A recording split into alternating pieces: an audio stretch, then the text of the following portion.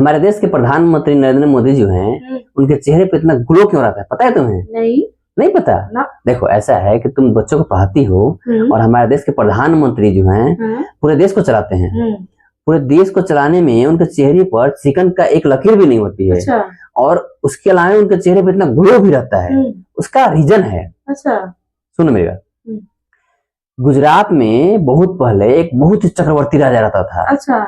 उसके राजकाल में सारे लोग बहुत सुखी संपन्न रहते थे और बहुत सुखी संपन्न रहते थे, खुश रहते थे लोग। हाँ।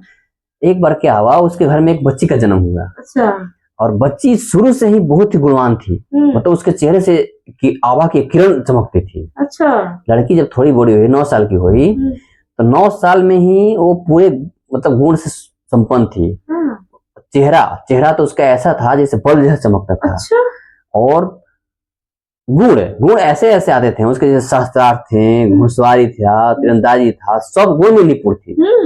हमें यानी जो बोलते हैं और में एक सर्वगुण संपन्न होना चाहिए, वैसे थी।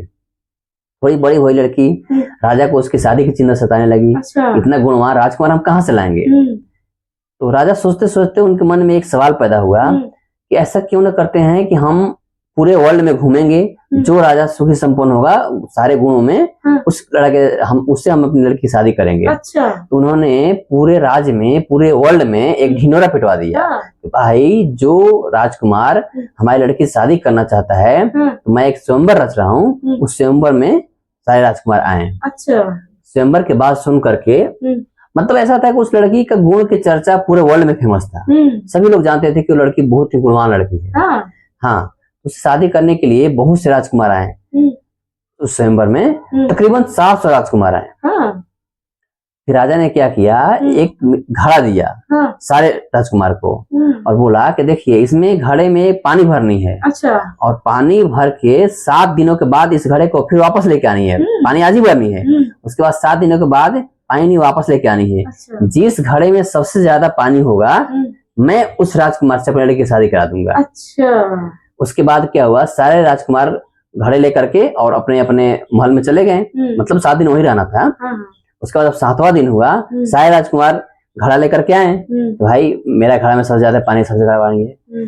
फिर राजकुमार अपने घड़े सारे रखे। राजा ने देखा सबके घड़े में पानी भरी हुई थी, किसी में थोड़ा खाली था, किसी में थोड़ा और खाली था, किसी में बिल्कुल 1 अंगुली से पानी था, मतलब किसी का पूरा भरा था। एक राजकुमार केवल था जिसके घड़े में पानी था ही नहीं। अच्छा। बिल्कुल खाली था। अच्छा। राजा ने उसी राजकुमार से पूछा कि अच्छा आप बताइए कि आपके घड़े में बिल्कुल पानी नहीं है, तो आपका घड़े का पानी गया कहाँ?